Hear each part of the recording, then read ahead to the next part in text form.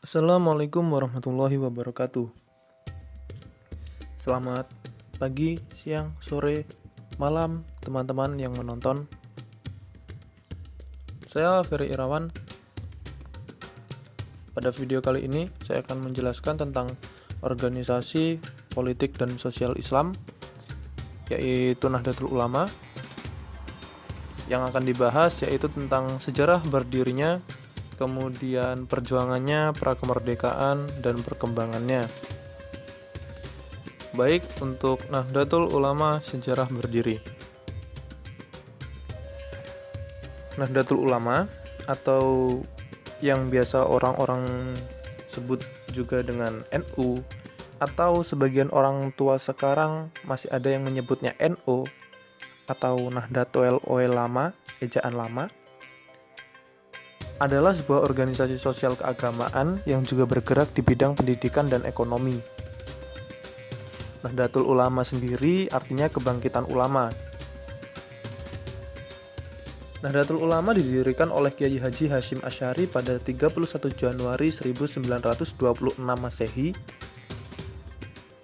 atau bertepatan juga dengan 16 Rajab 1344 Hijriah di Kertopaten, Surabaya.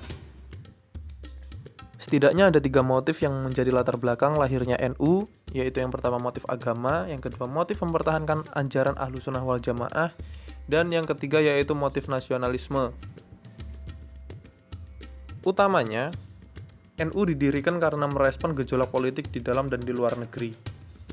Jadi NU ini didirikan pada masa penjajahan di Indonesia. Pada masa itu yang menjajah masih Belanda. Nah, politik dalam negeri direspon NU, yaitu untuk melawan penjajahan, karena pada masa itu Indonesia sedang dikuasai oleh Belanda. Nah, merespon gejolak politik juga di luar negeri, yaitu pada masa itu di Arab Saudi, pemimpinnya atau rajanya, Raja Saud, itu menginginkan penghancuran makam Nabi karena dikunjungi oleh banyak orang Muslim dari mancanegara, dan itu dianggap bid'ah, makanya ingin dihancurkan. Dan juga keinginannya Raja Saud untuk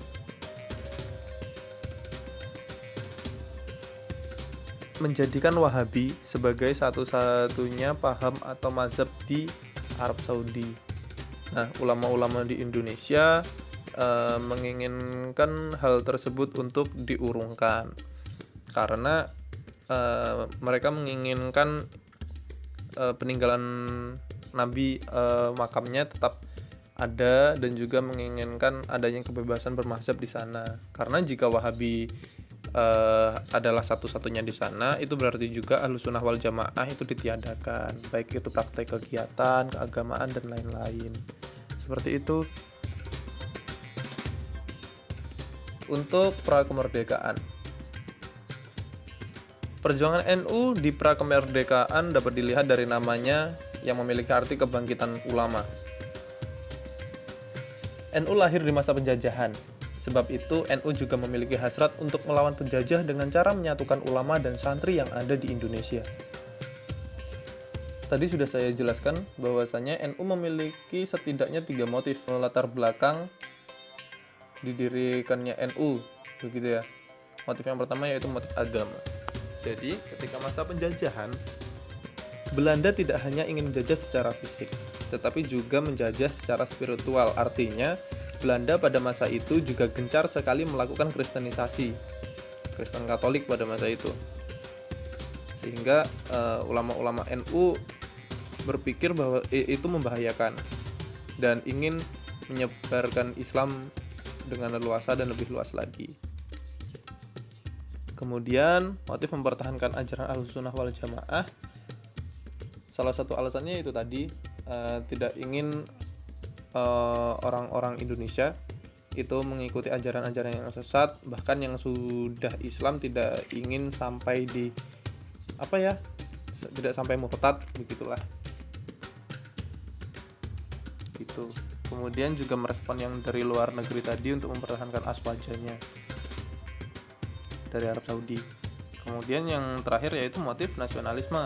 Nah, motif nasionalisme ini tadi sebabnya, karena NU lahir di masa penjajahan, sehingga ingin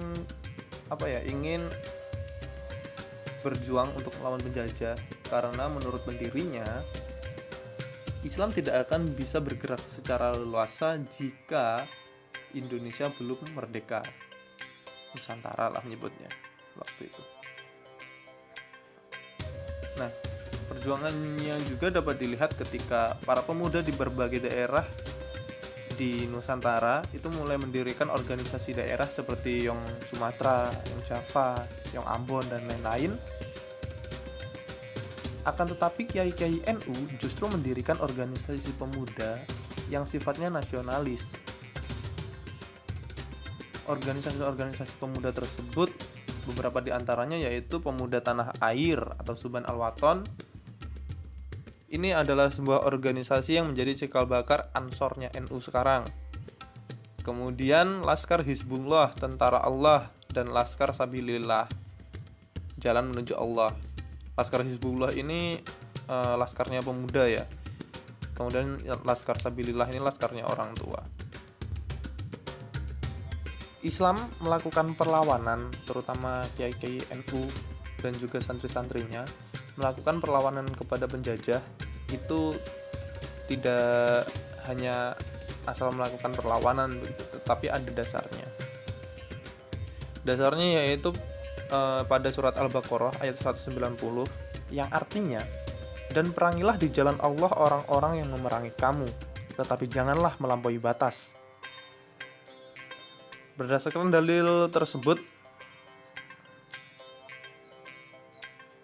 Kiai Haji Hasyim Asy'ari berpikir waktu itu kita perlu untuk melawan penjajah. Kita perlu Indonesia merdeka agar Islam bisa dikembangkan lebih baik lagi, agar Islam tidak terkungkung. Salah satu caranya yaitu dengan melakukan jihad. Jihad merupakan amalan yang besar menurut beliau pada masa itu karena keadaannya memang darurat. Indonesia sedang dijajah dan harus merdeka agar dapat terbebas dari kungkungannya penjajah begitu. Kemudian atas dasar dalil di atas tadi dan juga keadaan Indonesia yang diteror oleh Jepang habis-habisan, ini sudah masanya Jepang ya, jadi akhir-akhir pada tahun 45-an, dikeluarkan fatwa resolusi jihad yang akhirnya membakar semangat pejuang kemerdekaan dan membuat perang pada 10 November 1945 di Surabaya pecah. Tanggal tersebut sekarang diabadikan menjadi Hari Pahlawan. Dan semangat para pejuang terutama yang muslim itu salah satunya karena dikeluarkannya fatwa tersebut. Awalnya fatwa tersebut adalah resolusi jihadnya NU, akan tetapi kemudian digunakan oleh umat muslim se-Jawa untuk melakukan perang di Surabaya tersebut. Kemudian selanjutnya yaitu perkembangannya NU. Pasca kemerdekaan, NU mulai berkecimpung dalam bidang politik. Caranya itu dengan bergabung dengan Masyumi. Masyumi adalah partai politik atau parpolnya Islam. Jadi pada masa itu parpolnya Islam itu cuma satu karena disatukan. Inginnya satu saja biar mudah koordinasinya mungkin. Jadi parpolnya Islam itu hanya ada satu, yaitu Masyumi. Akan tetapi pada akhirnya ada beberapa sebelumnya yang sudah keluar dari Masyumi, dan kemudian NU pun memisahkan diri karena konflik internal pada tahun 1952. Setelah itu NU berjalan sendiri di politik dengan bergabung ke sana kemari. Nah, pada periode 1960 sampai 1966 NU unjuk gigi. NU menunjukkan taringnya dengan melawan komunisme, memerangi mereka. Caranya itu dengan membentuk Banser, Les Bumi, Pertanu, dan lain-lain. Kemudian pada masa Orde Baru, NU mendirikan PPP, Partai Hijau, Partai Persatuan Pembangunan. Dan pada akhirnya, pada masa reformasi, NU memutuskan kembali ke hitah awal, yakni menjadi murni bergerak di bidang sosial keagamaan. Namun, secara personal, anggotanya diperbolehkan berkiprah di bidang politik. Nah, disinilah orang-orang NU mencapai puncak politik, yaitu setelah akhir masa Orde Baru, Presiden kedua akhirnya lengser setelah menjabat lebih dari 30 tahun. Kemudian digantikan oleh salah satu petinggi NU, yaitu Bapak Abdurrahman Wahid, atau yang juga akrab disapa Gus Dur. Beliau berhasil menjadi presiden ketiga Indonesia. Ibroh pada materi kali ini yaitu NU adalah sebuah paham yang tidak hanya menggunakan Al-Quran dan hadis saja sebagai sumber pemikirannya, akan tetapi juga menggunakan akal dan realitas empiris.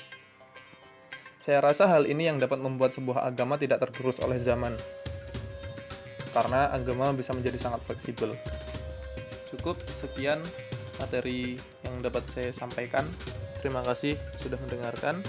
Saya akhiri, wassalamualaikum warahmatullahi wabarakatuh.